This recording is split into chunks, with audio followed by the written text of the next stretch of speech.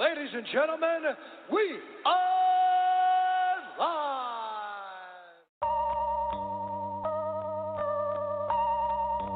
Lyrically, I'm untouchable, uncrushable.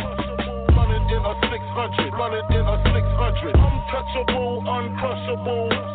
Running in a 600, running in a 600.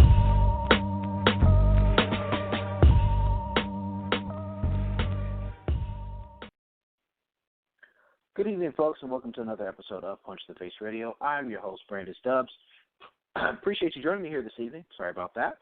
On tonight's show, I will be joined by Bellator 181 fighters Brendan Girtz and Emily Ducote ahead of their bouts here this Friday night live on Spike TV. We'll also talk some Figueroa versus Robert Guerrero. We'll also talk about HBO's triple header that they have this weekend as well. And we'll talk some Invicta FC 24 that also goes down this weekend. Also recap here some UFC. But the show, you know how it rolls, man. You can give a call into the show, the area code 929-477-3165. You can tweet me at Brandon P2TF. And as well, you can email me at brandon@punchtotheface.com. So, probably we'll start the show in talking a little bit about last weekend's UFC. Last weekend, it was International Fight Week for the UFC, and I don't know, it just seemed like it lacked a certain level of buzz amongst fight fans. And maybe it was just, maybe it wasn't, but it just seemed like something was really missing the whole week. You know, it just seemed like it lacked the real star power we're used to with UFC events. And things kind of end up falling the way, in a weird way. It's not completely of everyone's fault. But let's first start with Friday night's fights. They had The Ultimate Fighter 25, the finale. I'm going to be honest, I didn't pay much attention to the main card because it was late, I was sleepy, and haven't watched the fights Saturday morning. Didn't watch the preliminary card. Thought Tisha Torres looked good in her rear naked choke win over Juliana Lima. James Krause looks good. He had a tough guy in front of him. Angela Hill also looks good as well. But as far as the main card goes, with the starting so late, I just couldn't stay up to watch it. The only thing I was really concerned about was Justin Gaethje making his UFC debut. And anyone who's known me, who has followed the chronicles of PunchTheFace.com and Punch the Face Radio, know that since I first got an opportunity to see Justin Gaethje fight and at the World Series of Fighting, I've been a fan. So he's been somebody who I've been really preaching his style and him being a real top-tier fighter at 155 pounds. That's something I've been preaching and trying to tell the masses for the better part of the last 3 years. And a lot of people thought I was crazy. A lot of people don't think I know that much about martial arts or what have you. But the thing is this. You see a guy he's just tough as nails, and it takes a lot to get him out of there. And what we saw here this past Friday at the Ultimate Fighter finale with Justin Gaethje is he's just a hell of a fighter. He's a tough, hard-nosed fighter. And it's tough not to be impressed by what he did and how he did it against Michael Johnson. Now, he had his moments where he was almost like he was out of the fight. But we've seen that if you've followed this guy's career, he can take a shot and he can deliver right back.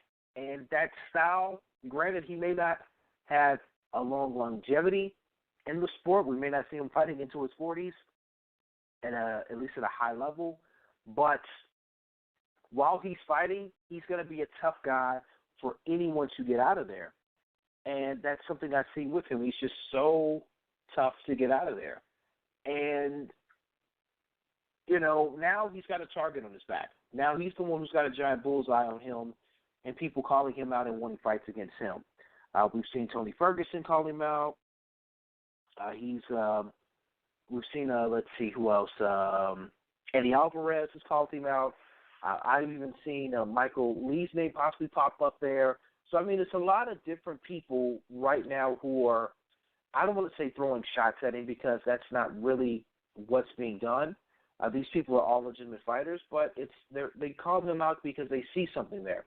They want an opportunity to knock the guy off who people are looking at as being the top guy, the top free agent that's been brought in into the UFC. The UFC that hasn't brought in many top free agents who've crossed over from other organizations, who've really been high-level guys for that matter, who have came over to the UFC, and he's really the last guy to come in, besides really Eddie Alvarez, if you look at it.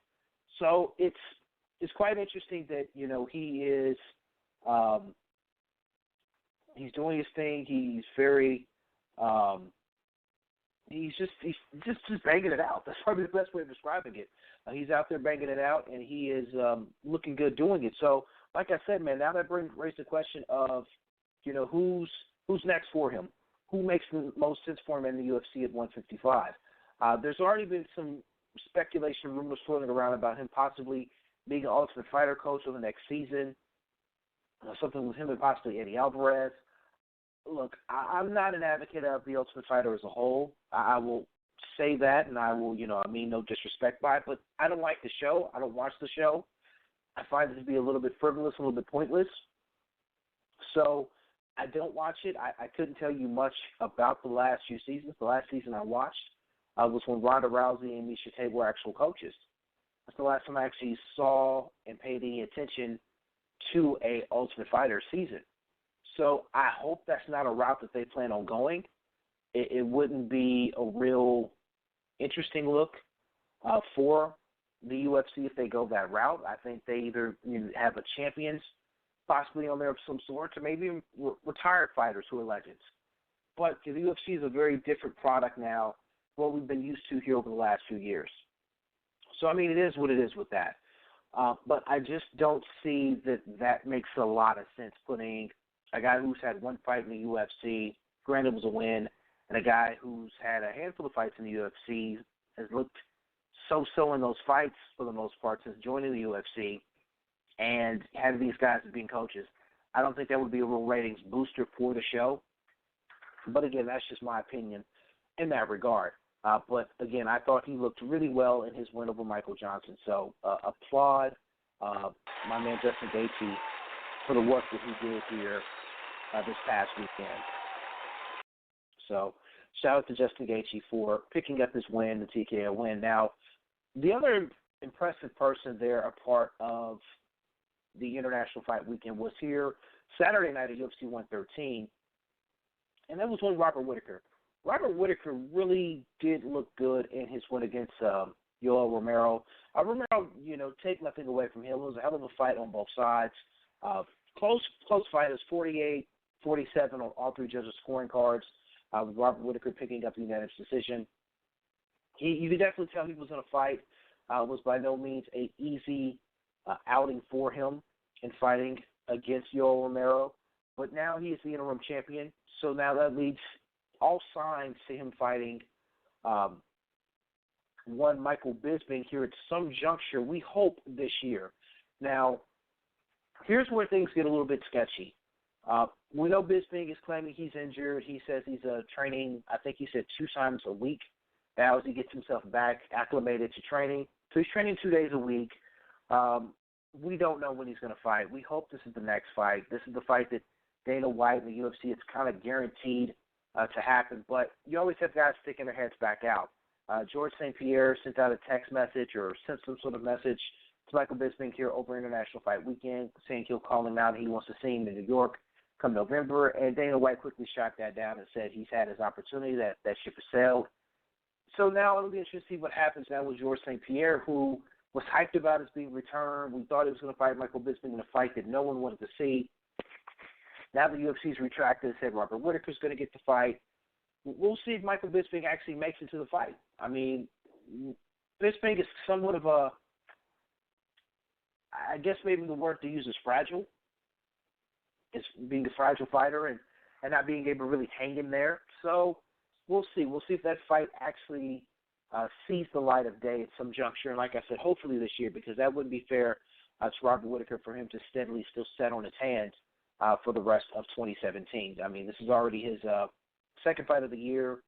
He stayed, relatively busy last year, fights in November and April, so he's already got a fight here April and July of this year. give him time to heal up from this 5-round war, but, there's really no reason whatsoever that this fight for the Undisputed Middleweight Championship couldn't happen here this fall of 2017. Beyond that, here on the UFC 213 card, nothing else really impressed me. Travis Brown lost to Oliski Olenek. People are saying Travis Brown needs to retire. I've been saying for a while Travis Brown is washed. Really, since he hooked up with Ronda Rousey and changed his training camp, he's never been the same. Since he left Jackson Winklejohn, just not the same fighter. He's now lost 4 straight fights, with 3 out of those 4 being stoppages, 2 of those being knockouts, 1 a decision loss to Mauricio Verdum. So it's not good the way he is losing these fights. The fights that he had won, it was a weird TKO win over Matt Mitrione after the eye pokes and Mitrione couldn't see. He does own a TKO win over Brandon Shaw. But, against top-tier talent over the last 2 years, he struggled. So it'll be interesting to see what happens with Travis Brown if the UFC pushes him out the door, whether they say, hey, we're not going to give you another fight and kind of force him into retirement, or if the UFC releases him. And if they release him, what happens with him next? Where does he go? But one interesting thing did happen here. A part of the UFC 213 card was the champion, Amanda Nunes, ended up pulling out of a fight against, I know I'm going to mispronunciate her name, Slavenko. She was supposed to fight Valentina Slavenko, and she ended up pulling out Saturday morning or Saturday afternoon of the fight, stating that she had cyanitis. It's pretty much some inflammation and issues with the sinuses. She had to be prescribed antibiotics. She released a statement and did state that she had been feeling bad during the week. She went through the weigh-in. She went through fine. She still felt off balance. Didn't feel right in her head. Felt a lot of pressure in her head. Went Saturday. They did the CAT scan, the CT scan, finally saw that and said, we're going to prescribe you some antibiotics to help this out. It was really shitty of the UFC and mainly of Dana White to throw her under the bus and say that she was medically clear, she chose not to fight. And it's clear that that's not really it's not really true. Granted, yes, they took blood work. She was hydrated, but the inflammation of her sinuses and bothered her. She said she couldn't breathe. She didn't feel right fighting, which makes all the sense in the world. So that was pretty shitty of Dana White to say, it was 90% mental, 10% physical in regards to her wanting to fight. She's defending her title, one of the biggest fights of her life. I can understand if she does not want to defend that title and not be 100% healthy. I can't knock her for that. But UFC decided to, hey, let's shame her about not being able to fight. So she ended up getting pulled from the card. The UFC ended up having to issue refunds because it was the day of the event. It still ended up doing a $2.4 million gate, allegedly. I always have to say allegedly with these numbers, with an attendance over 12,800. So, they still did good numbers. But like I said, it seemed like all week the energy around the event just seemed lacking. Just nothing really seemed there for the event. And this was case in point. It just really didn't seem there. So that brings us to the Punch the Face Radio poll for this week. And the question was simply, should fans be given a full refund anytime a main event is canceled?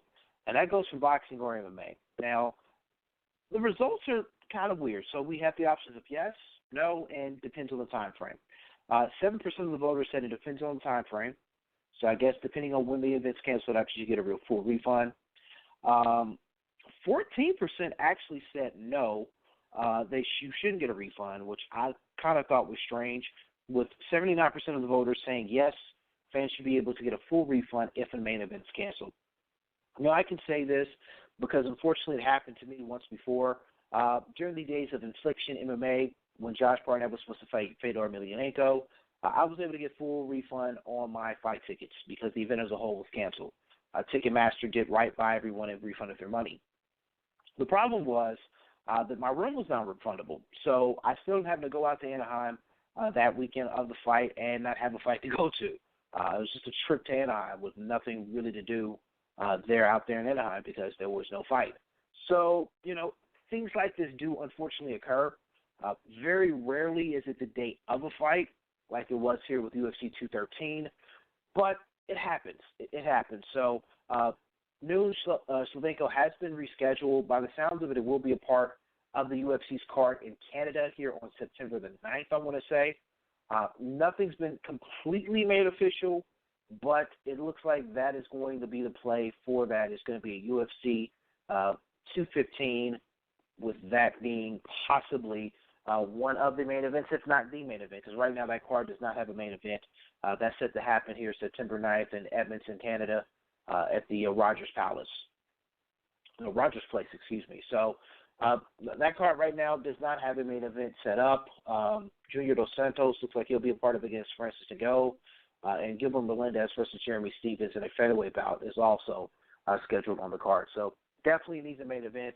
It makes the most sense, and hopefully they can reschedule that here for September. It's 2 months out, gives both fighters still time to maintain their weight and be able to fight and just maybe do a little touch-up in training over the next 8 weeks.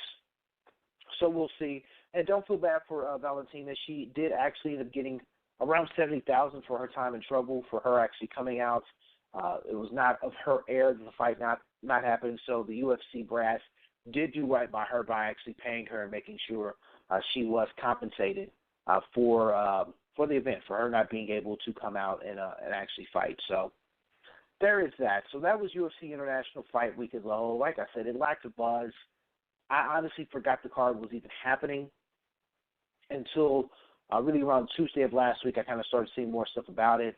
It just, the UFC product as a whole, man, it's one of those things. I'm kind of getting tired of it. It's kind of just doesn't seem to be a real great product like it once was. So it is what it is. Now, one thing that isn't what it is Bellator 181.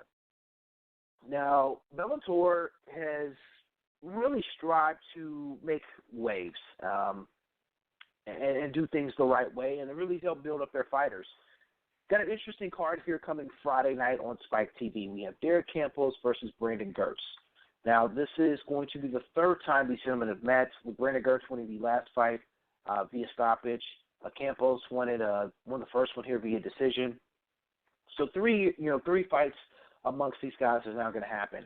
So I had an opportunity to talk to Brandon Girtz and discuss what makes a good trilogy. And he also has some interesting takes in regards to the weight for this fight. So definitely. So here is my interview, my chance when I had an opportunity to sit down and talk with Brandon Girtz here of Bellator MMA ahead of this Friday night's Bellator 181 that you'll be able to see on Spike TV. So here's Brandon Girtz.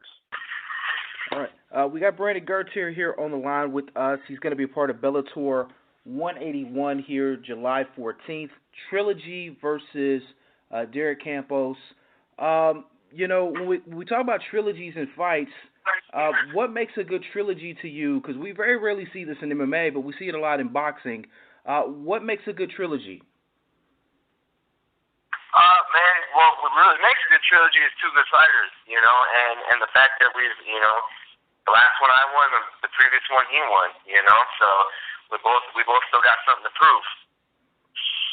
Now, like you said, you won the last one out, and you actually got a stoppage. Now, for this chapter to close between you two gentlemen, is it important that, either way it goes, and especially, with you fighting here, that this fight ends via stoppage, that there's a clear-cut winner, there's no controversy going to the cards, you want a clear-cut winner in the final bout?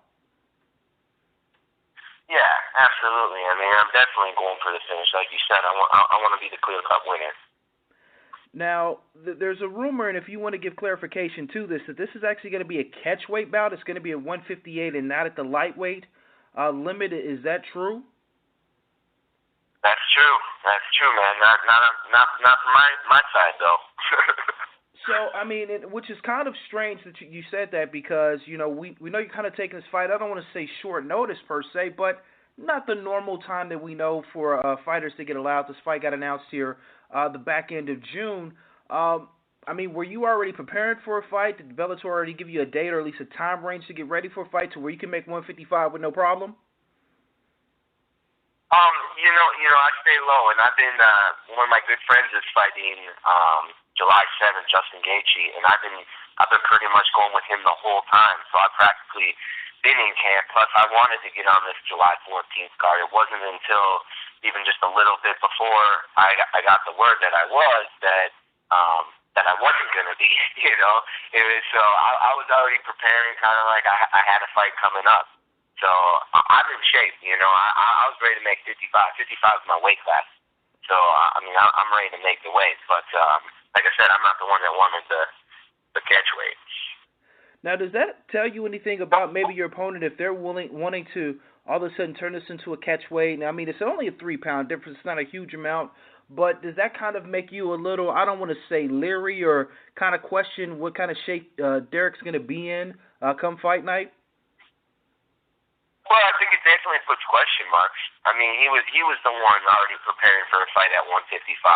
He didn't come in on short notice. So to me, I thought it was a little weird. And to tell you the truth, they wanted a higher weight than 158. I said, hell no. I wanted to fight my weight class at 155. I budged a little bit. I gave it 158 because I really wanted this fight to happen. But like you said, I just really think there's something a little weird. He was preparing for a fight. If anybody's asking for one, it should have been me. Absolutely. That's going to make the weigh-in quite interesting, and I definitely want to tell fans to keep an eye on that, because if he's wanting a higher weight and he was preparing for 155, it could get weird. It could get weird come weigh-in day. Now, you said you've been training with Justin Gaethje now. We know he's going to be making his UFC debut. How important is it to train with other top-flight fighters like that? Because he was a champion at a previous organization. Personally, one of my favorite fighters to watch. How does it kind of iron sharpen iron help you out, and as you prepare to kind of get off your current losing skid and get back in the win column here come July 14th?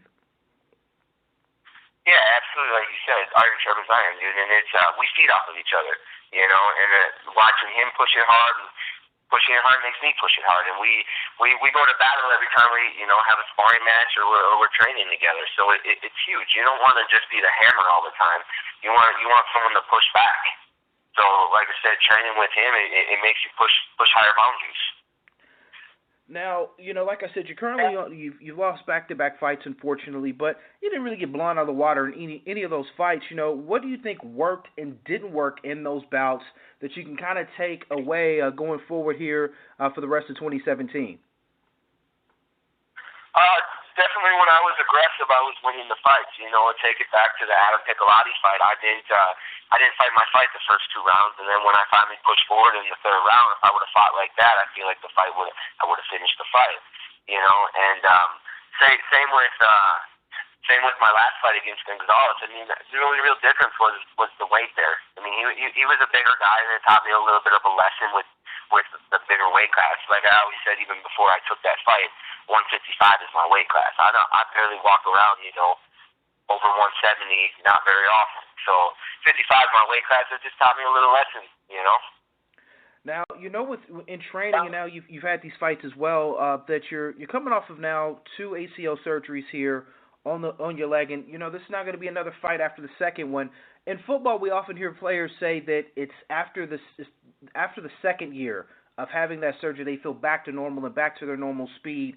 Is that kind of the same thing with you? Are you kind of feeling back to more of the norm compared to where you were maybe your last fight out? Are you feeling a little bit more comfortable post-surgery as more time goes on?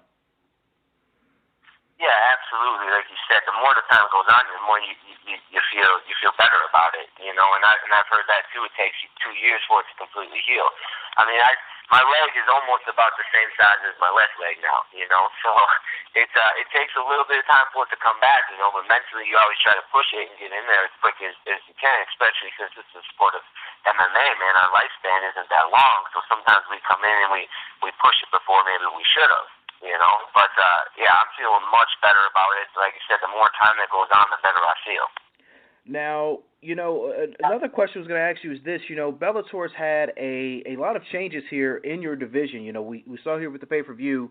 What in the world does the landscape look like now at 155 now that Chandler's lost the title? The way he lost it, he was injured. He really didn't get hurt himself. Hurt himself doing the injury, backpedaling and kind of rolling that ankle over.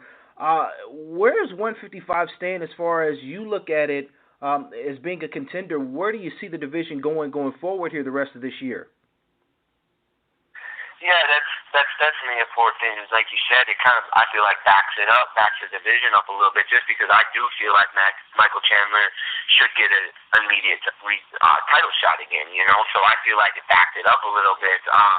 It's 55 is one of the toughest weight classes to be in. It's full of a ton of good talent. It's backed up a little bit, but we'll just keep fighting, and the best man will be at top. Now, you've been with Bellator and signed Bellator here 5 years. Now the new trend over the last few years there has been the signing of free agents, of big-name free agents coming from other organizations. How have you seen the landscape kind of change from you being there when it was tournament format to what it is now? How has the environment changed in Bellator from when you started up until now? Like you just said, with the signing of the free agents, a lot of big names are coming. I think it's bringing a lot more eyes on Bellator. I've loved what Scott's been doing with it. He's definitely bringing more eyeballs to Bellator and the sport in general. Showing that UFC isn't the only one that has all the big time fighters, and just the star power is a lot bigger than it once was. And do you think that's something that it kind of helps guys like yourself? You've been in there against one of the free agents they've signed, and Melvin Gillard, and you're able to beat him. Is it a good thing to kind of do a blending of both the, I don't want to say but some of the guys who've been with Bellator some time versus these new big names and these free agents, and kind of give you guys a chance to showcase your skills against quote-unquote top-level guys that people think are, top-level guys coming from the UFC? Do you think that's a good blend that they're doing right now, trying to incorporate the best they can? Yeah, absolutely. Look at the Larkin Lima fight that we just had. Lima's been a Bellator guy for a long time, and look what he just did to somebody that you would consider a top 5 in the UFC. And then look at the Henderson when he fought Chandler. It's just showing that we got the talent over here, and these are pretty much homegrown Bellator fighters that you're seeing top UFC fighters go against, and it's just making everybody be like, okay, Bellator's for real. There's none of that. There's getting less and less talk that Bellator is just the C League and, only all the good fighters are in the UFC. Now we're seeing that that's not the truth. The good UFC fighters, top 5 people, top 10 people coming over here, they're losing to some of the Bellator guys that are pretty much homegrown. So it's showing how diverse the leagues are now. Absolutely. Now, Brandon, you want to give a shout-out to any of the sponsors helping you get prepared here for the bout here on July 14th? I just want to say shout-out to my sponsor, CW, Charlotte's Web. It's a CBD company, man, just doing huge things for kids, helping kids with autism and everything, man. And then my sponsor, Bad Boys. Well, absolutely. Bad Boys has been in the sport for a long time, man. Absolutely. And let the fans know where they can keep an eye on you here via social media as you prepare here for Bellator 181. Just check me out at Brandon Girtz. That's Girtz MMA on Instagram and Twitter. Well, absolutely, Brandon. Well, we appreciate you taking the time here on Punch to the Face Radio. Best of luck, and we'll see you on the main event July 14th, Bellator 181, live on Spike TV. Thank you, brother. All right, thank you. Okay, big thank you to Brandon Girtz for doing the interview here with us here on Punch to the Face Radio. Again, make sure that you give him a follow on Twitter at Brandon Girtz MMA. And again, he's going to be headlining here Spike TV's Bellator 181 here on Friday. I can't stress enough, as you heard him say in the interview, Derek Campos is kept one at a higher weight. So weigh in here on Thursday if you listen to the show live. So tomorrow, the weigh-ins could get very interesting in regards to what Derek Campos is going to come in at and what he's going to look like. So with that being stated, in a shameless plug, make sure you go to punchtheface.com. Thursday, 5 p.m. Central Time, we'll have the weigh-ins live on the website for you to watch. So again, Thursday night, 5 p.m. Central Time, Bellator 181 weigh-ins live on punchtotheface.com. You can watch the weigh-ins. Weight gate may be a real thing, man. You got to be wary anytime a fighter who is a typical 155 fighter who was going to be scheduled to have a fight wants a guy who's taking the fight on short notice to move up. It's typically the other way around. It's the guy who's taking the fight on short notice wanting to find an in-between area in regards to the weight. Very odd that Derek Campos is wanting a catch weight and wanting a higher weight before they could agree on 158. So very odd, very strange. Now, to continue the Bellator 181 theme going, we have my interview with Emily Ducote. Now, I have to say this premise in regards to the interview here with Emily Ducote. I actually interviewed her prior to her opponent changing. So her opponent has now changed. She was originally going to be facing Valerie Eterno, who's going to be making her Bellator debut. Instead, when this was actually recorded, we found out here this week that Valerie is hurt and she's pulled out. Instead, it's going to be Jessica Middleton who's going to be facing Emily Ducote. So, just kind of put that out there. If you hear me asking her about Valerie Eterno and now she's fighting Jessica Middleton, that's why. For those who aren't too familiar with Jessica Middleton, she's a 2-1 fighter. All of her fights here in Bellator. She is coming off a submission loss here to Alina Leigh McFarland here this past April. So her and Emily do share a common opponent. So interesting interview here with Emily Ducote in regards to Bellator 181 and her rise here throughout the ranks. So here is my interview with Emily Ducote, Bellator flyweight here on Punch the Face Radio. All right, I'm joined by Emily Ducote, who's going to be a part of Bellator 181 here on July 14th. She'll be facing Valerie Eterno, who will be making her Bellator debut. Emily, when you look at Valerie, who's actually going to be fighting more of a comfortable weight for her as she makes her Bellator debut, seeing some of her past fights, how do you think you two match up? I think it's going to be a good matchup. Like you said, 125 is probably her best weight, being too big for 115 and too small for 35. So, I think she'll probably feel better than she has felt previously. So, I think it's going to be a great fight. Very technical. I think she's very technical. That's about it. Very technical fight, I think. Now, I asked this question here of Bellator fighters who are part of the roster now. You're not really one of those that were brought upon as being a free agent. You were one that's, I don't want to say homegrown per se, but you kind of burst on the scene. How do you feel about how Bellator is now starting to incorporate and bring in some of these quote-unquote big-name free agents, and Valerie maybe being the first of the women's type to come over to Bellator? How do you feel that you're going to introduce yourself to her and to the Bellator Nation here come July 14th? Right, yeah. Most of the girls either have fought in smaller promotions and got, swooped up. That's kind of what happened to me. And a lot of the new girls, the 6 new signings, Valerie being one of them, some of them have a little more experience. But, yeah, Valerie's the first free agent. I think it's great. I think it means they're realizing that this is a good division to put effort in, and they're putting a lot of effort into building it. And, they said, title sometime later on this year and stuff like that. So, really, I'm just excited about it because, they're growing it. It's a very talented division. A lot of the girls that were already signed with Bellator previous to the new additions are amazing fighters. And so, bringing in 6 new amazing fighters is it's exciting. I want to see who everyone's matched up with. I want to see everybody fight. And I'm just, glad to be a part of it, really. Now, you made your Bellator debut here last summer, July of last year. How have you dealt with the popularity of becoming – you've got to become a breakout star and must-see TV when you fight on Bellator?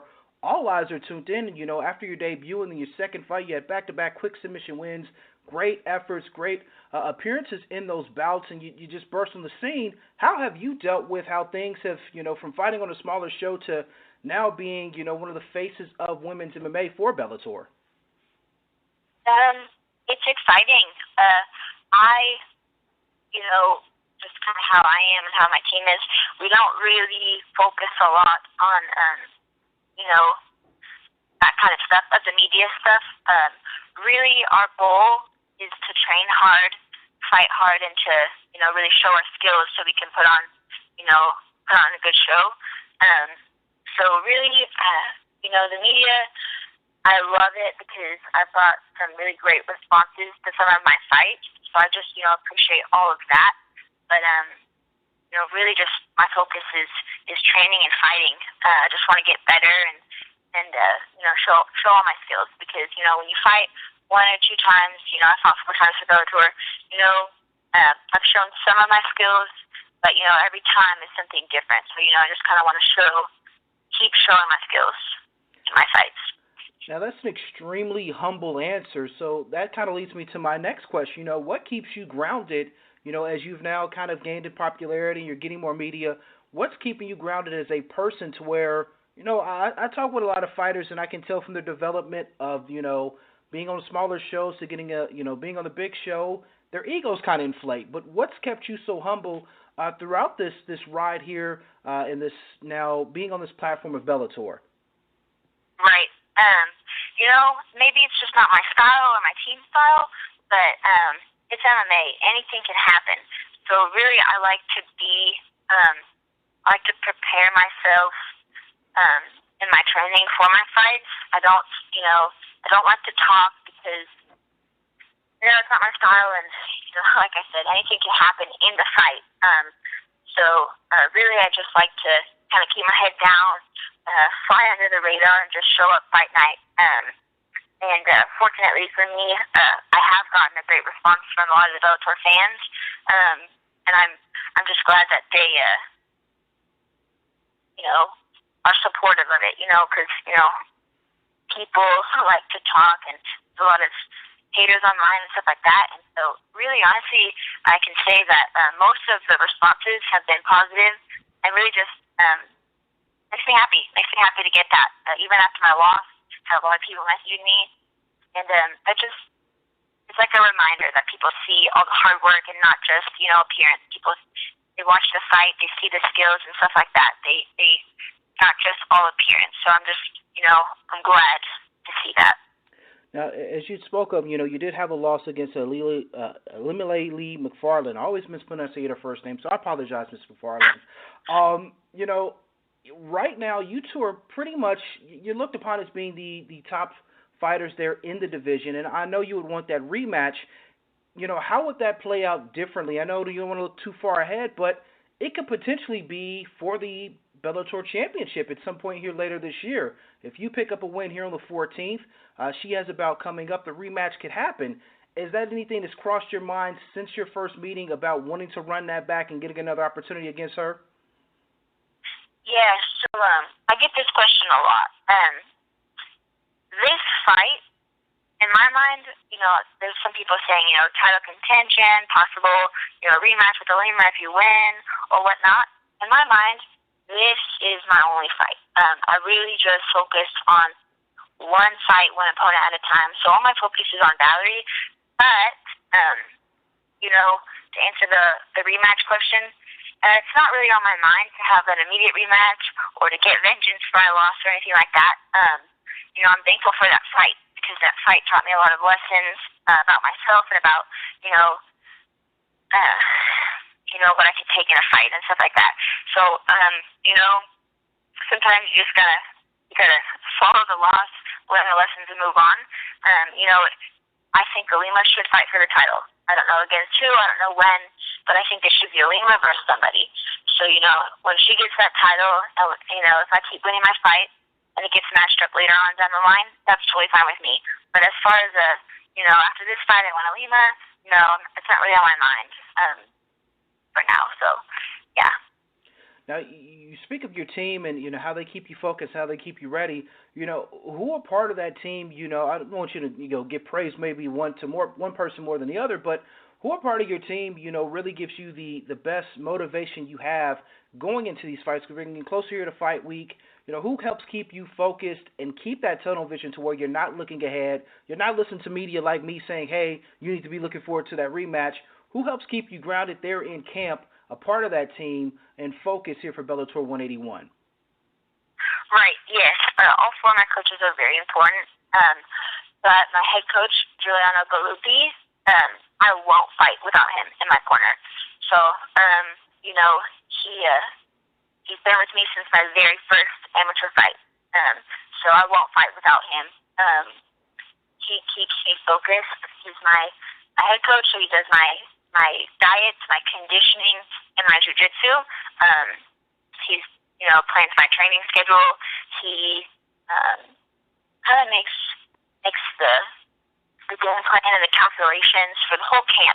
So really, since I've been with him for so long, anything he tells me, I've learned that he's right.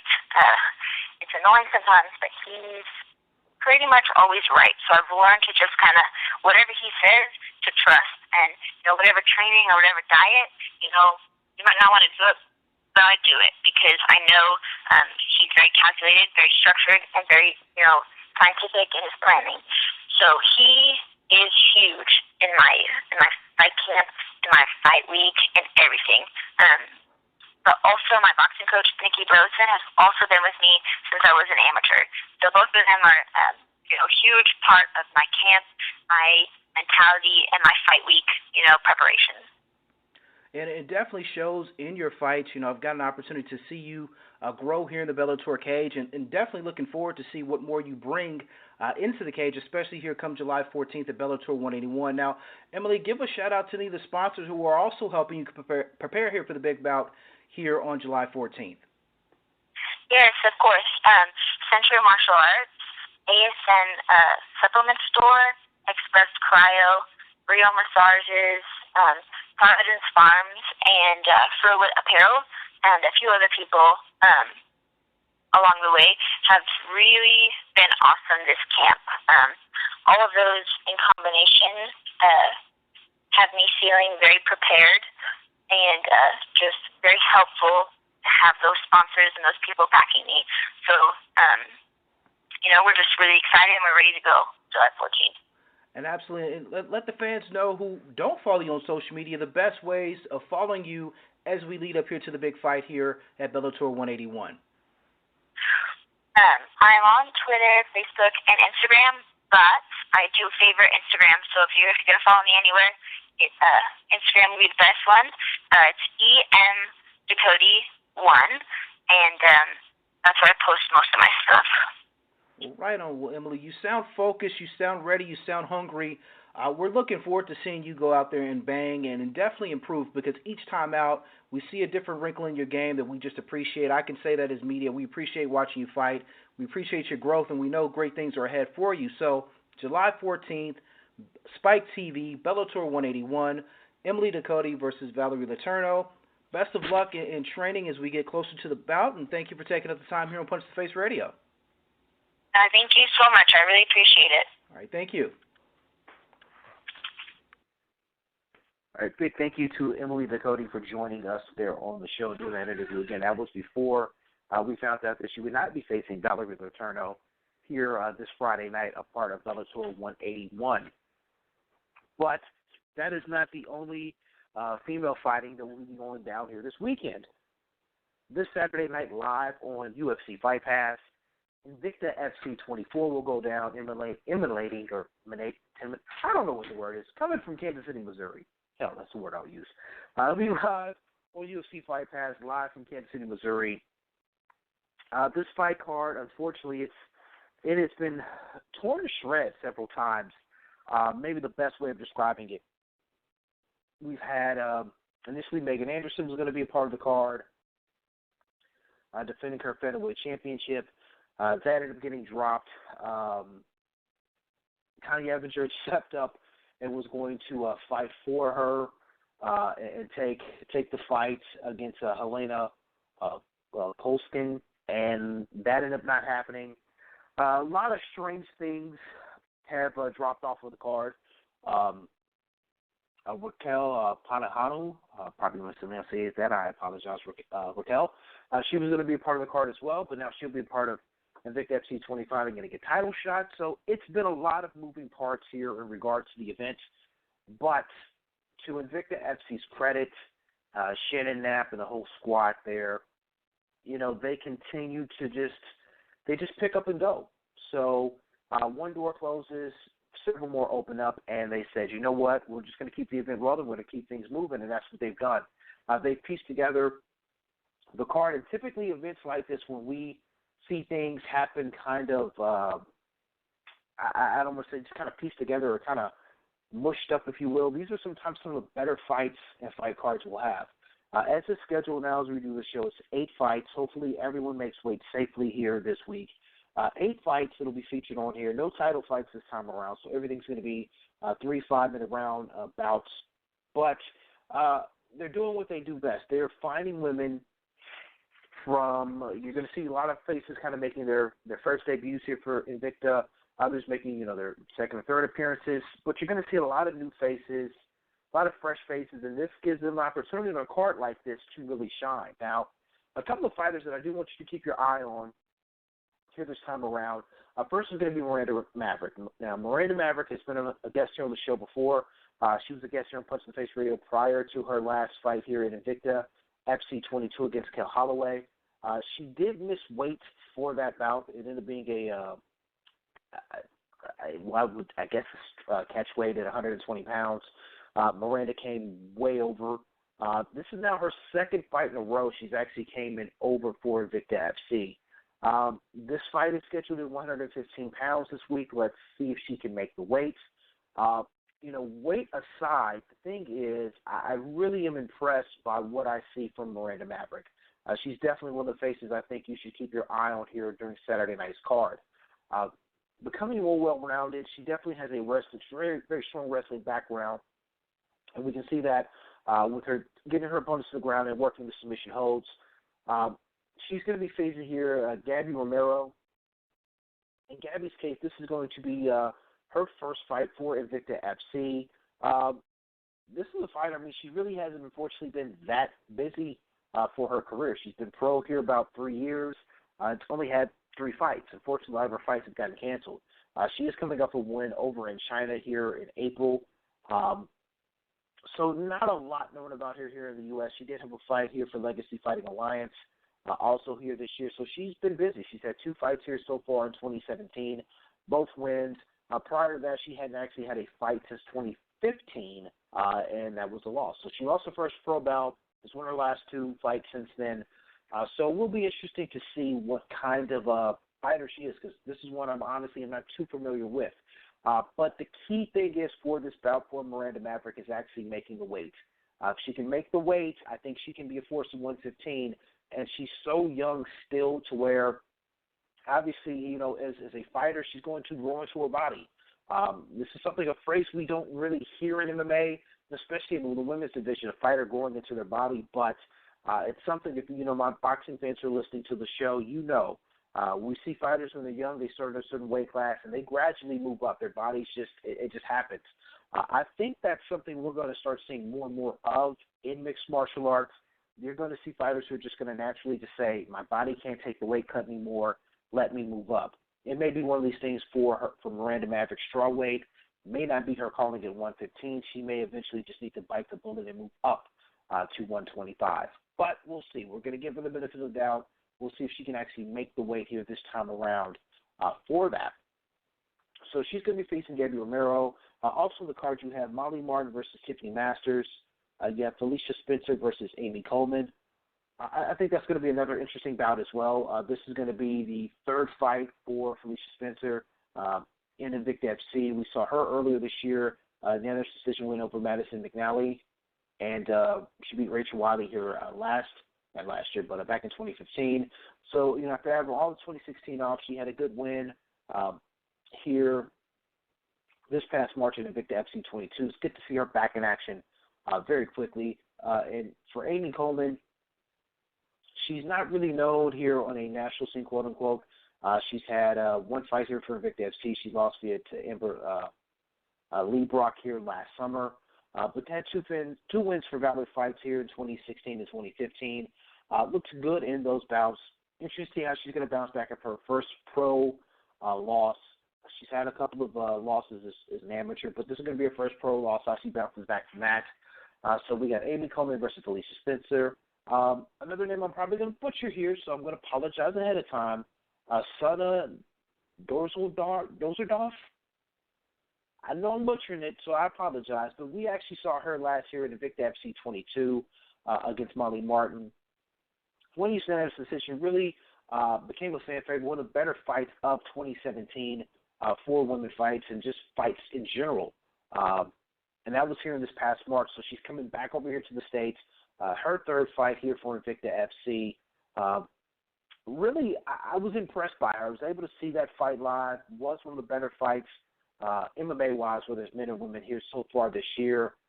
Got a lot of accolades. She got a lot of love. Let's see how she responds after having that level of enthusiasm and energy shot her way.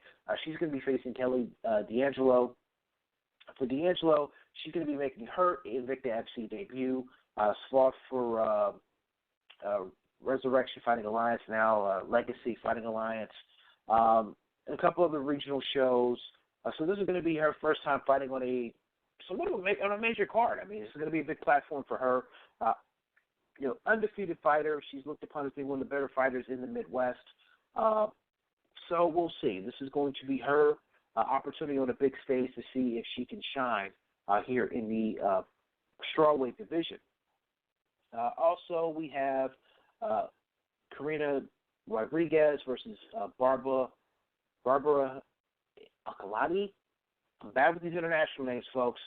So that's going to be a fight here in the women's flyweight division. So that'll be a flyweight at 125. The before-mentioned Helena Kolskin, who's originally going to be getting an opportunity to fight for the women's featherweight championship against Megan Anderson, and then was going to be fighting a late replacement in Tanya Ebinger. So she has now gotten 3 different opponents here for Invicta FC. 3 different opponents, and to her credit, she's wanting to stick it out and wanted to stay on the card, wanted to be a part of Invicta FC and make her debut for the promotion. So hats off to her for wanting to do that. I mean, something we rarely see, but we typically the fighter gets the fight canceled. They've had that many cancellations. They weren't a part of it, but she's excited and wanting to make her debut here for the organization. Undefeated fighter. She is Ukrainian, but fights out of Russia. Not much known about her here in the States. I mean, she is all of her wins have been stoppage wins. We'll see. She's going to be facing a veteran in Pam Swanson. Swanson's no pushover.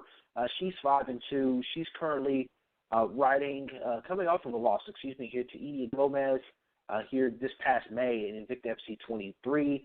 So it's good to see that she actually got a return bout quicker than the lady that she actually lost to. That's interesting. But, again, she took this fight somewhat on short notice as well. She's now the 3rd opponent for Helena. So let's hope this fight sticks for both of their sakes.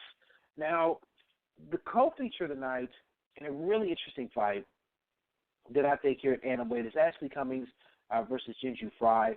Ashley Cummings, took some time off.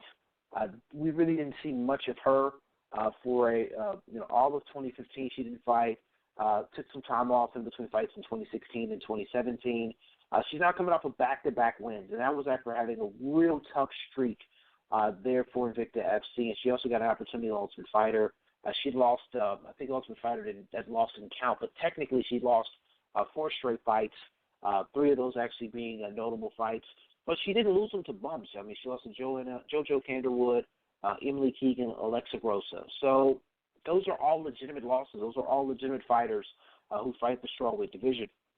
She's now decided to jump down in weight to atomweight, and in doing that, she had a 110 catchweight bout at Bellator 157 last summer against Nicole Smith. She ended up winning that via submission, and she fought Amber Brown here earlier this year in Invicta FC 22, ended up winning a unanimous decision there. So she feels more comfortable here at the 105-pound weight limit of atomweight, and definitely feels that she's going to be making the push here for a championship bout, hopefully later this year. Now, for Jinju Fry, this is a fighter who we haven't seen at all this year. She is coming off, last time we saw her as a loss here in September of last year. She challenged for the title at atomweight against Akima Hamasaki. She ended up losing, getting knocked out there in the second round. It's a good fight. That had stopped her 3-fight win streak she's had. So looking to definitely get back on the horse. Now, she was going to fight here in Invicta FC 22. Her opponent ended up missing weight. So the fight was all in all canceled. So she's finally going to get an opportunity. Hopefully, gotta knock on wood when it comes to these fights anymore and fighters making weight. Hopefully, she's going to get an opportunity to fight here this Saturday on UFC Fight Pass and make her 2017 debut for Invicta FC. And then the main event, again, like I said, a lot of shifting has went on here. Is going to be Milena Davalia. Hopefully I'm enunciating that right as well. She's going to be another fighter making her Invicta FC debut. Now, she has fought in the UFC. She's coming off a loss here last year to Marion Renault. She lost that fight, lost to Juliana Pena. Both those fights were stoppage losses. She did win a fight against Elizabeth Phillips in her UFC debut. Had a couple other fights that were scheduled for the UFC back in 2014. But, she's been signed to promotion a while, never really got an opportunity to get that many fights under her belt there. But she's now going to be fighting here for Invicta FC. She's going to be facing Maria Morala, who is from Italy. Again, one of these fighters, not a whole heck of a lot known about her. This is actually going to be her first fight ever here in the United States. She is coming off of right now a 2-fight win streak. Did have a no contest and 2-fight wins before that. Like I said, when you're fighting internationally, not a lot known about her. Does get a lot of wins via submission. Sounds like she's going to be a ground expert. So it's going to be one of those things to where we see yet again. Invicta FC does what they do best. They find fighters internationally and even here locally in the United States that fans are not aware of, the masses aren't aware of, and they turn them into stars. They find these talented fighters who can put on fights, and we see this all the time with them. This is the core about their product that makes Invicta FC's product so good is just that. They're able to find fighters, put fighters out there who can make good fights. So definitely looking forward here to that Saturday's card here on Invicta FC 24. That's live on UFC Fight Pass. I will be at the event covering it live from punchtotheface.com. Hopefully can get some interviews to some things while I'm there, get some cool photos. We'll say Tanya Evinger, who was originally going to be a part of the card, she will be actually there in attendance. Got to give a lot of love and a shout-out here to the champ. She has just been she's been a good sport about wanting to step up and help out in Invicta FC when Megan Anderson dropped out and she was going to be fighting in the UFC. She was also extremely appreciative of Shannon Knapp releasing her from her contract and letting her fight in the UFC, taking Megan's fight once again. So she's going to come out to the fight, so looking forward to seeing her and talking to her a bit ahead of her fighting here at UFC 214 later this month. So I definitely hope to get a few words with her and hopefully get that on next week's show.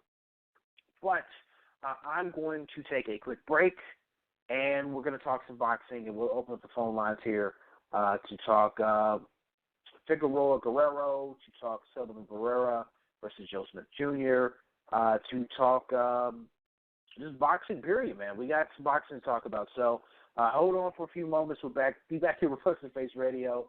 Feel free to call me if you're listening live here at area code 929-477-3165 and talk some boxing with me. Again, this is Punch to the Face Radio.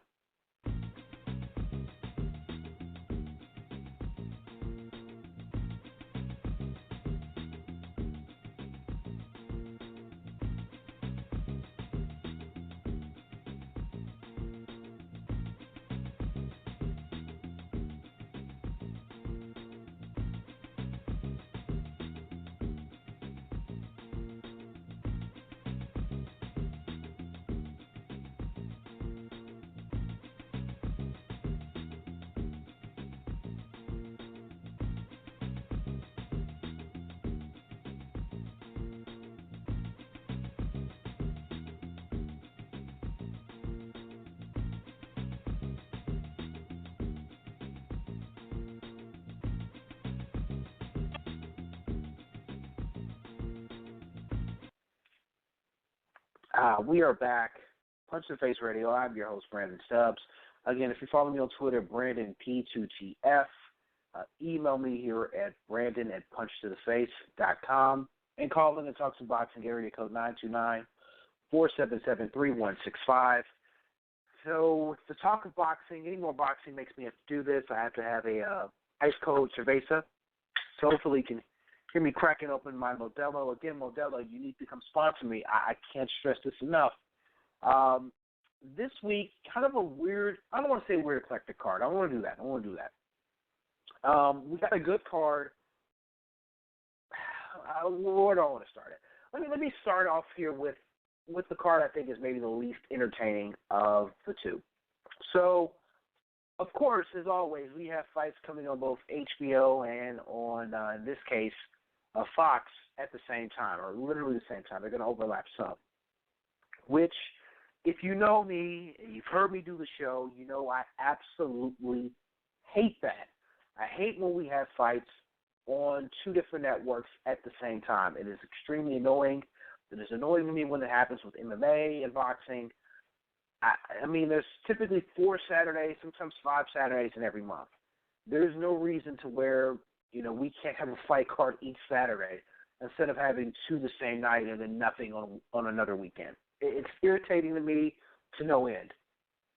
But I digress. I'll go on that rant another day.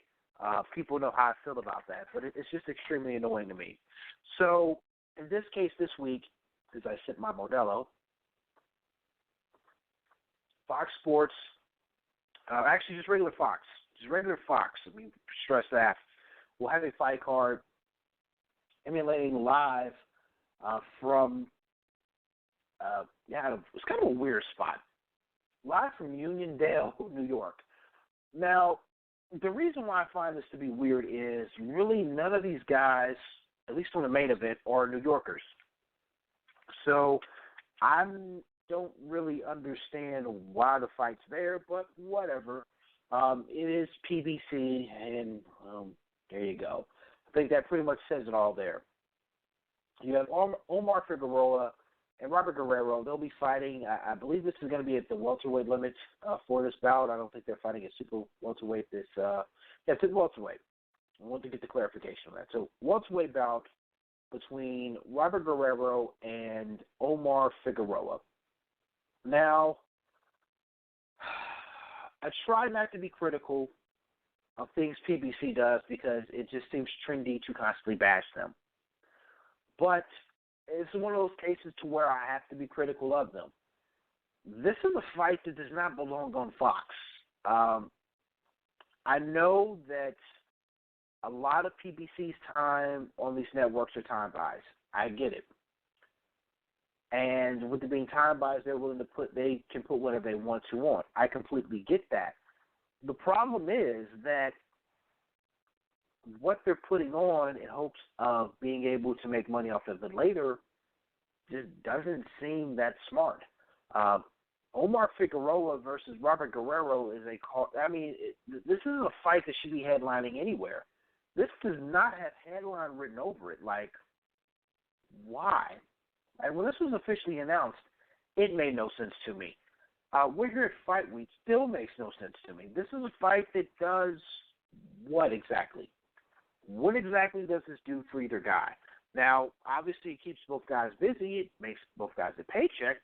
Sure, I understand that. But what does it do in general for the welterweight division for either guy?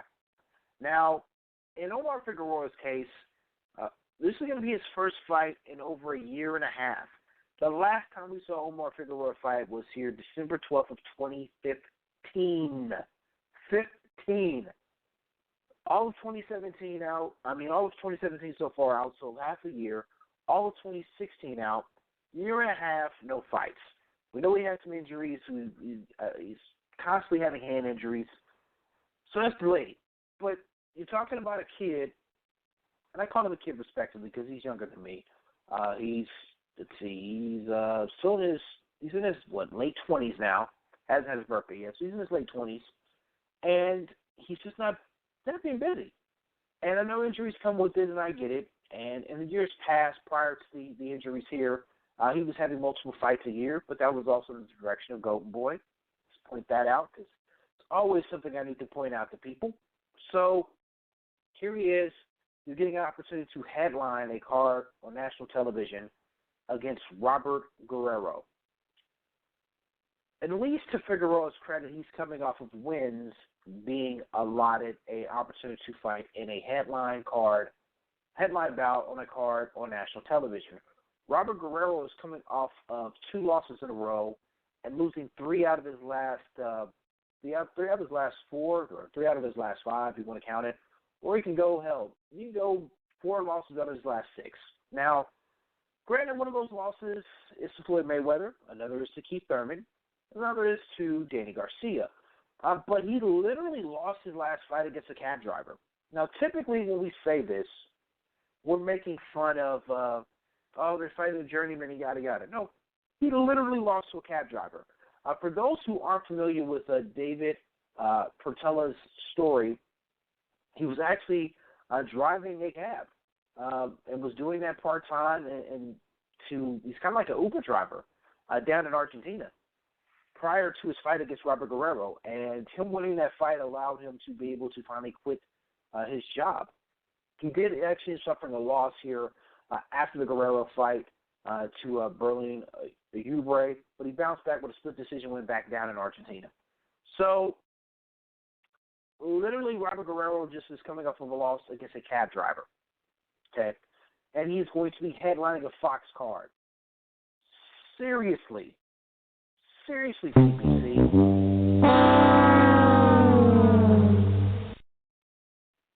What makes you think that this makes any sense? It makes none. So, there's that. Now, the undercard is slightly a little bit, that's not even interesting. Let me even stop there. I'm not even going to say slightly interesting. There is one notable fight, Marcus Brown versus Sean Moynihan. That's in the light heavyweight division. That may actually be the best. That's not actually. That is the best fight of the night. Marcus Brown versus Sean Hagane. Both guys are undefeated. Marcus Brown coming off a knockout win over Thomas Top Dog Williams. For Moynihan, it's been a minute since we've seen him, it feels like it. Hasn't brought in all here 2017, coming off of a win here this past December against Fernando Cantadalla. He was fighting on the undercard of the Terence Crawford fight. He is, from what I'm understanding, no longer with Top Rank, which is kind of odd that I saw him being a part of a PBC card, but also explains it. Definitely probably the best fight of the night there on the card. It is going to be televised, so you will be able to see that. Also making his return, a very interesting guy that's going to be making his return is Arthur Spilska. So the last time we saw Spilska, he actually ended up injuring himself and losing to Deontay Wilder here last year. It was January 16th of last year. We haven't seen him fight since. That was for the WBC Heavyweight Championship. You know, since then, he's been AWOL. He's been injured, coming back, and it's been a full year and a half. It's going to be a year and a half since he last fought and coming off that injury. A fighter that, some had a lot of promise for. His resume isn't really littered with top talent. When he did step up and face Brian Jennings, he got TKO'd. He did beat Thomas Adamek. But really beyond that, the guys on his resume are ho-hum fighters at best. But he's coming back off injury. The guy facing Adam Kwasniak, he's a 15-0 fighter. He's fought a lot up in Brooklyn. Again, his resume is not all that stellar either, but he's got a lot of TKOs. So it looks like either he's a heavy puncher or he's been facing a lot of cans. And looking at the record of some of the guys he's fought a lot of cans. So we'll be interested to see how Spilska looks in his return, post-injury, year and a half off. We'll see. I'm not overly enthused by him, so I'm not going to get a ringing endorsement in regards to this fight. But if you're able to see it, definitely watch that. As a whole, it's nothing that's jumping out at me here in regards to the Fox card here by PBC. Figueroa Guerrero just does nothing for me whatsoever. I would assume this could be a cash out for them on Robert Guerrero. 3 losses in a row would maybe end his run as being anything more than a gatekeeper. So we shall see. I don't know if they'll throw him another softball if he were to lose this fight after that, or if they just let him go altogether. At 34, close to 40 career fights, you just don't know what he has left in the tank at this junction. My man's been a pro here for over 16 years. So, from fighting in featherweight and now moving all the way up here and fought, I want to say like junior middleweight for a fight. So, I mean, what does Robert Barrero have left? What does he have left to prove? Not much. So I would definitely say that a loss here, that may be it. That may be it as far as his run as being anything more than just a gatekeeper for PBC. But at his price tag, who knows if PBC wants to pay that. So his fighters make a ridiculous amount of money fighting for them. But we shall see. Also on Saturday is a card from I think that was down in the StubHub Center from Inglewood, California. Excuse me, it's at the Forum. Catch myself. They're at the Forum. They're going to have 3 fights that's going to air on HBO. The rest of them you'll be able to see online in regards to the undercard through Golden Boy. Miguel Murchek versus Tashi Morari. I'm horrible at these names, so if I'm butchering anybody's names, you know who I'm referring to. Let it go.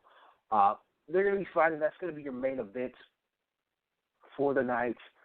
Also on the card is Frizel Corrales versus Robinson Castellanos. It's going to be for Corrales' WBA junior lightweight title. But the fight I'm really looking forward to the most, I think has the most, at least immediate ramifications in regards to their weight class, is going to be Joe Smith Jr. versus Sullivan Barrera. A couple of weeks ago we had Kathy Duval on the show. She definitely understood and recognized that this is a big fight for her fighter, Sullivan Barrera. A lot of us were kind of holding him under the fire after everything fell apart with him fighting Artur Beterbiev, and Beterbiev still doesn't have a fight. He's got contractual stuff he's suing people for. It's a very nasty situation that guy's in. And Barrera since then has been able to have a fight, win a fight, and now has a bigger fight booked now against Joe Smith Jr. Now, for Joe Smith Jr., this is where the metal, the tire hits the pavement. That's the way I want to put it for him. Last year was a Cinderella year for him. He beat what's my man's name? He beat Bernard Hopkins, and then he beat the name. I'll catch the name in a minute. But he had 2 big wins here last year, and we kind of wondered, okay, well, when is the other shoe going to drop? Are we going to see if this guy's real or not? Andrew from Far. So he beat Andrew from Far. He beat Bernard Hopkins.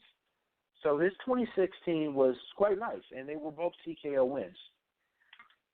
Now it's coming to the point to where, if he wants to be something big, this is what we have to do. We have to beat Sullivan Barrera. This is where he's at now. This is why I think this fight is going to be big. Both fighters pretty much know that 175 is it's an interesting division right now. We don't know what's going to happen with Andre Ward. We don't know if he's going to take his ball and go home and retire because the media doesn't like him and he feels unappreciated, or if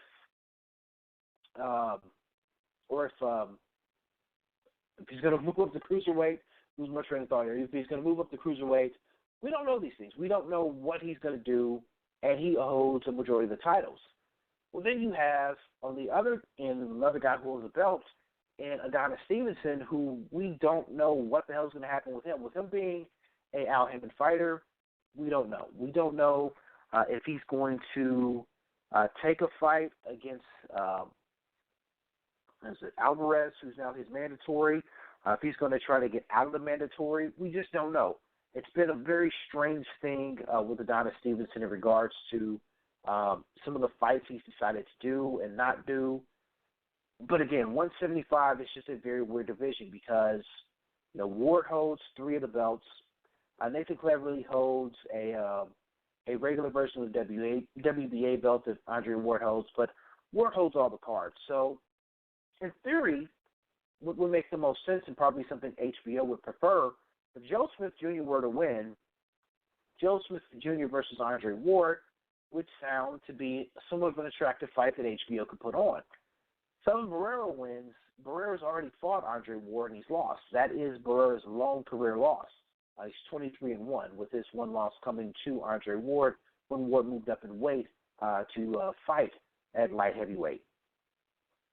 So, in theory, that's the route they would want to go. As far as HBO goes, who they would be rooting for. So keep this all in mind as you're listening to the broadcast on Saturday and see how they may favor one over the other.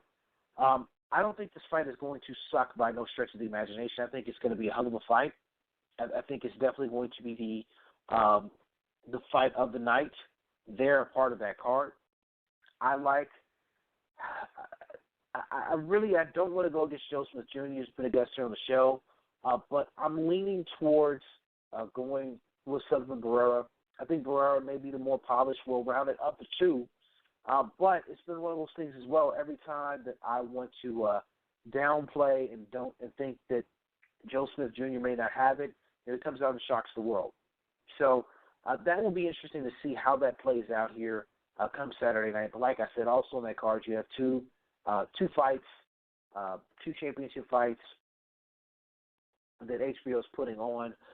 Shout out to Goat Boy for promoting this. Like I said, Moreri and Borchich fighting, as well as Corrales and Castellanos. Bad at these names. This is why we like to have Adam on the show. He's a lot more crafted and polished when speaking these international names. Now, for Borchich and Moreri, I look for this to be a brutal, slug-it-out fight. I don't see this being anything more than that. We saw Borchich in his fight against Francisco Vargas here earlier this year. Went to war with him with a TKO. It was a fantastic fight, one of the better fights of 2017 so far. For Moreri, Miguel Roman, he fought him, won via knockout. He's actually got two back-to-back wins via knockout. They do share a common opponent in Francisco Vargas, oddly enough, with Moreri actually coming up short and getting TKO'd by Vargas here in 2015. I actually was there at that fight and watched that fight when he lost to Vargas here, and that was a part of the Canelo-Cotto undercard. Hell of a fight. But, we'll see. I think that's going to be a very interesting fight, entertaining fight as well. The card itself as a whole is one of those cards that's kind of flying under the radar in regards to boxing fans and the buzz. Unfortunately, we have a lot of a shit show going on right now in various parts of the country and the world. These two guys doing a press tour, we're taking a lot of attention away from better fights and better fighters who are actually putting on real performances. So, unfortunately, this fight card is flying under the radar for now. I really hope it picks up steam here in the next couple of days as we get closer to fight night. Again, that's going to be on HBO. Two title fights and then a subsequent title eliminator, if you will, with Joe Smith Jr. and Sullivan Barrera. So a little fight card there that I think is going to be good. And nothing really against the Fox card either. I think the Fox card, as much as I shit on and make fun of PBC, it's a pretty good chance those fights will actually end up being really decent come end of the day.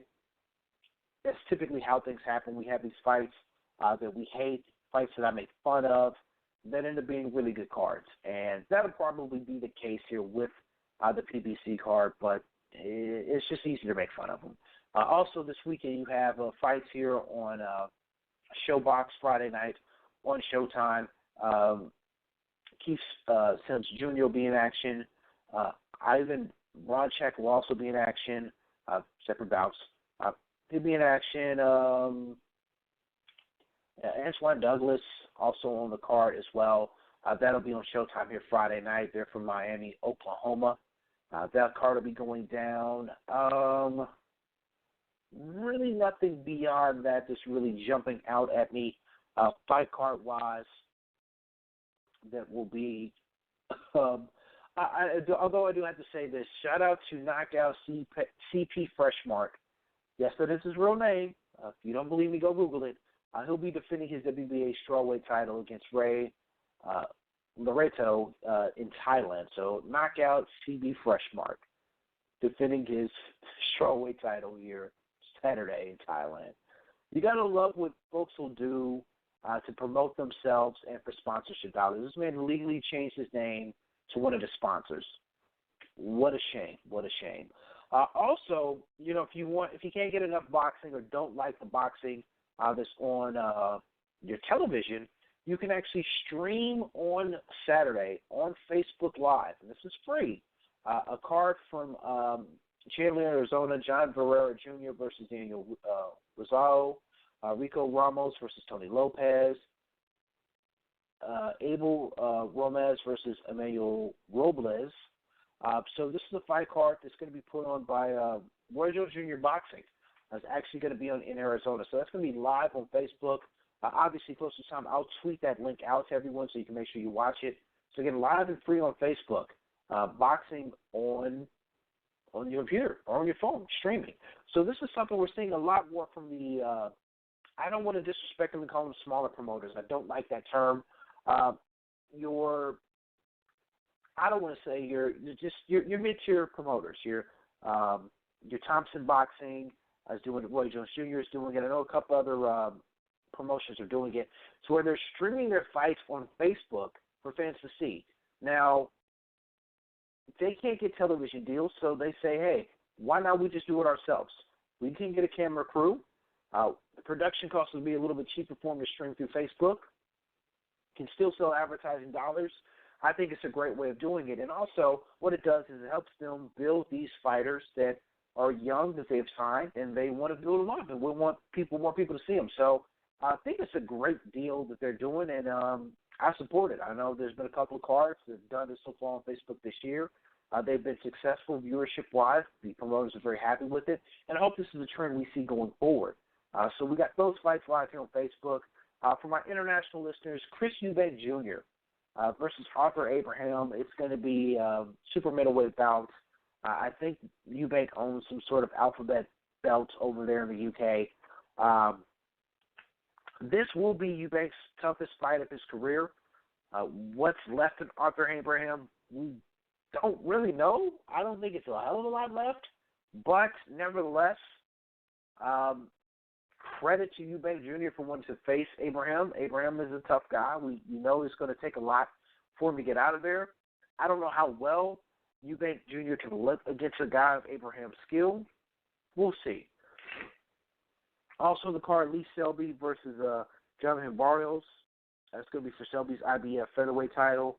From what I'm understanding, if Selby can get that out of the way, there's talks about him and possibly Carl Frampton eventually.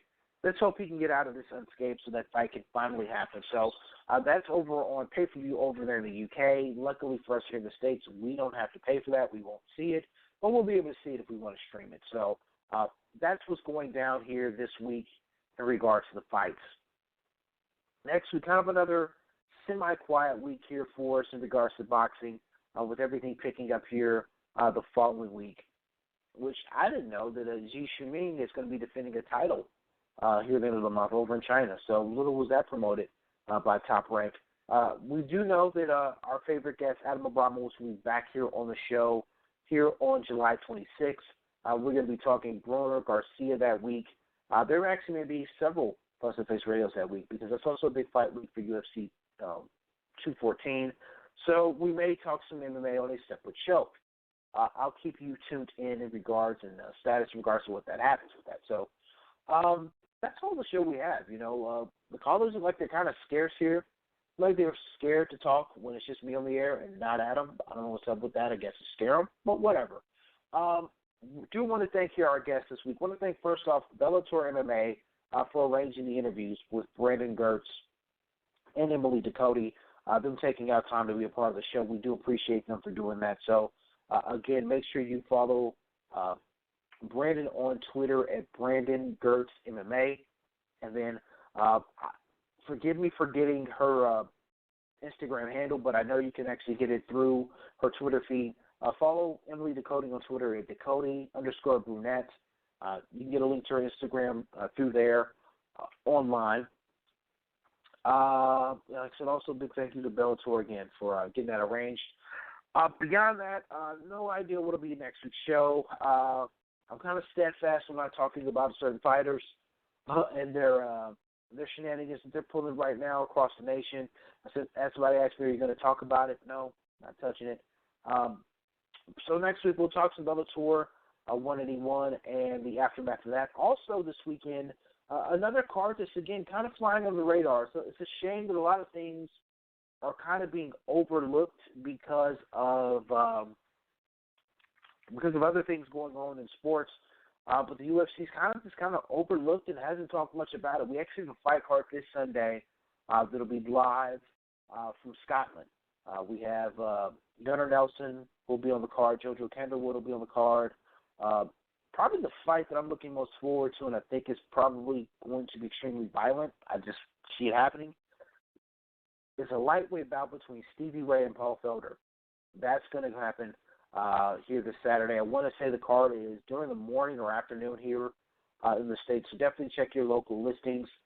Fox Sports 1 here Sunday. So catch us in Sunday, UFC, Glasgow, Scotland. We have a card. So we'll talk about that here next week, and again, whatever else happens here in the world of boxing and mixed martial arts. So, yeah, with that being stated, everyone stay safe, stay blessed. Thank you for listening to Punch to Face Radio. Again, make sure you follow me on Twitter at Brandon P2TF. Make sure you follow my co-host, who will be joining me here in a couple weeks, my man Adam Abramowitz at SN Boxing as well. Make sure you check out our websites. Mine's punchtotheface.com, Adams at SaturdayNightBoxing.com.